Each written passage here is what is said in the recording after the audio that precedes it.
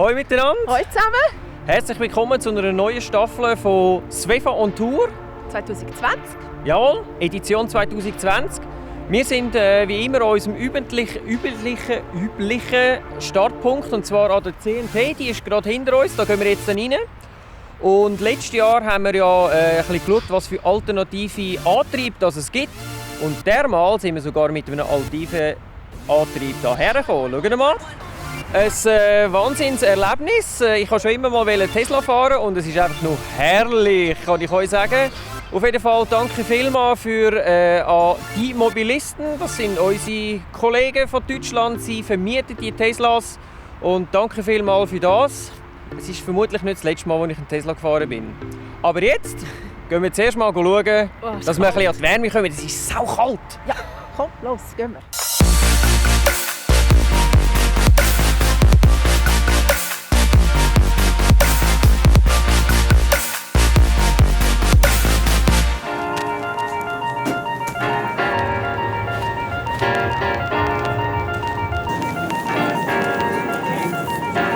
Letztes Mal eben alternative Antrieb. Das Mal machen wir uns auf der Suche nach einem unkonventionellen Grundriss, weil wenn es etwas gibt, das ja eigentlich immer ein bisschen gleich ist, das sind Grundrisse. Und jetzt wollen wir mal schauen, ob wir etwas finden, das wir noch nie gesehen haben.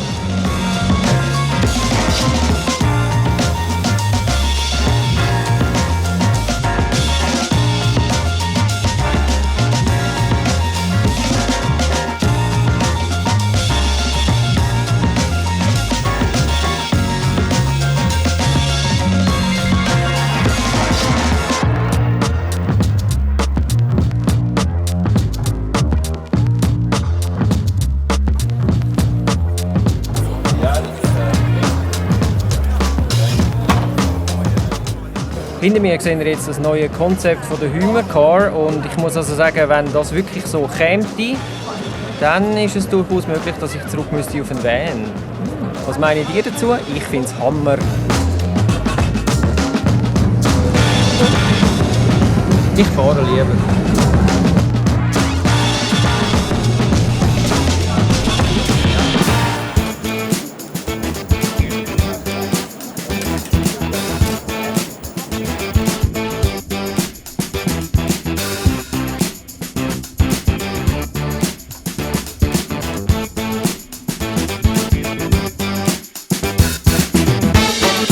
Wir stehen jetzt hier beim neuen Euromobil Alcove 550 MS.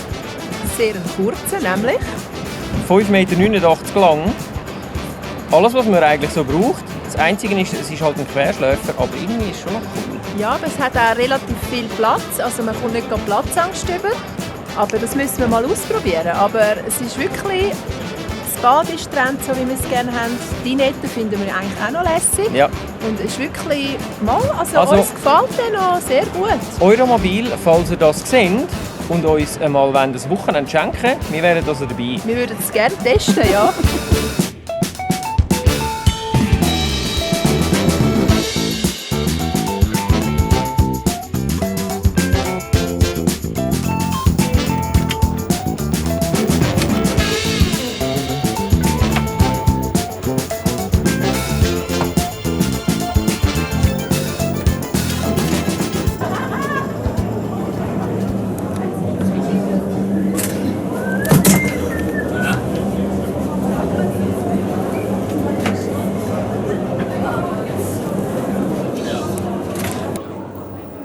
Interessanter Grundriss, aber am Belastungstest von dem Herr dort hat es jetzt leider nicht standgehalten.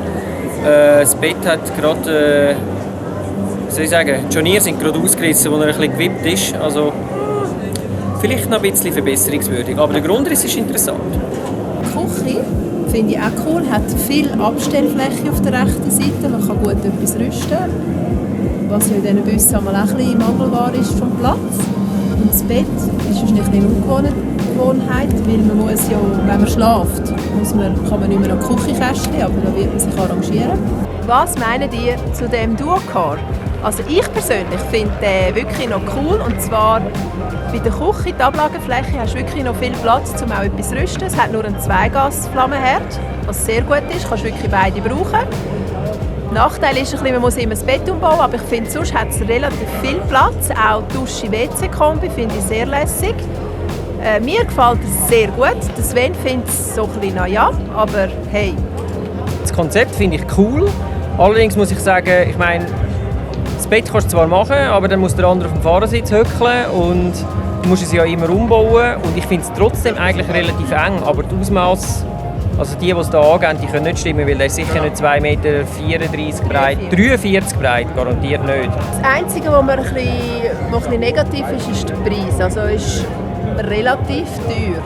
Wenn man es vergleicht mit einem Wohnmobil, das auch kurz ist, das mehr Platz hat, klar, ist halt immer die Frage, will man kurz und kompakt und wenig hoch und schmal. Ja. Aber ich finde es wirklich noch cool so als Bus.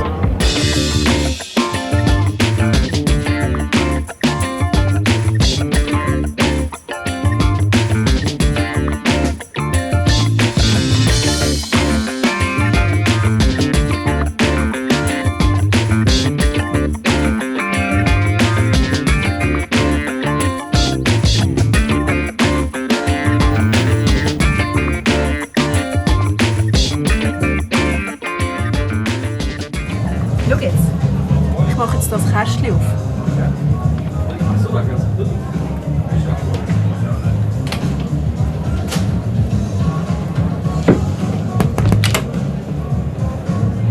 Hallöle! Und wie findest du den Grundriss? Also, da könnte man jetzt gerade aufs WC hocken. Und da könntest du etwas zum Kasten ausnehmen. Ja, ich finde es wirklich cool. Vor allem die Dusche separat, weil für aufs WC lange das locker flockig. Aber ich mache jetzt hier wieder zu, ich muss noch eine Sitzung halten.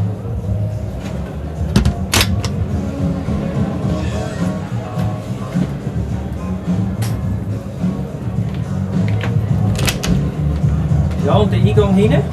Ja, also man hat das Gefühl, man ist in einem kleinen Tiny House, wirklich.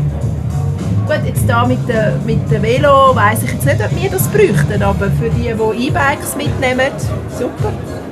Und da? Ja. Stauraum. Ja, also es ist wirklich...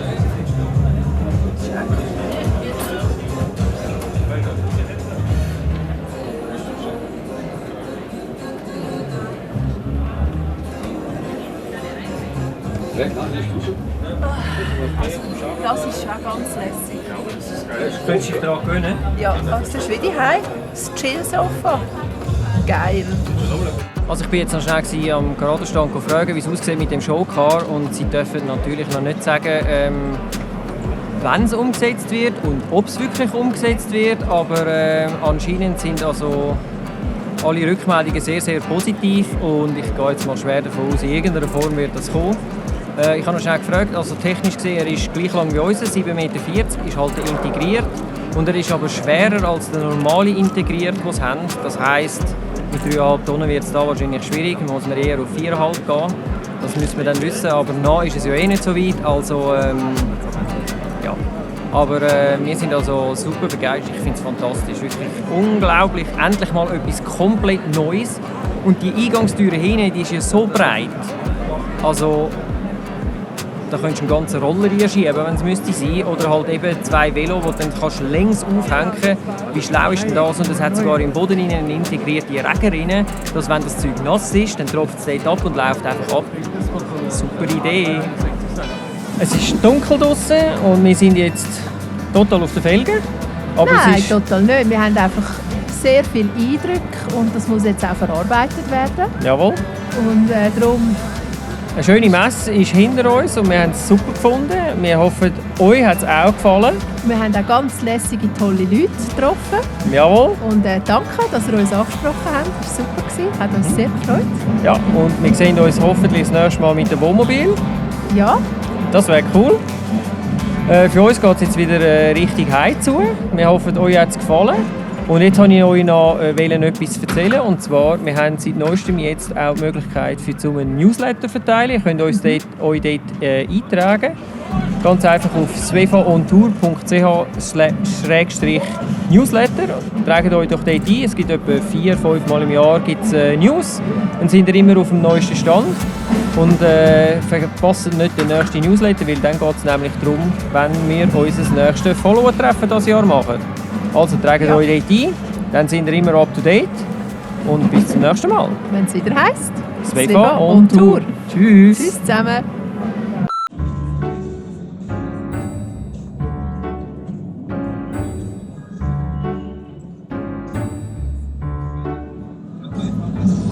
Du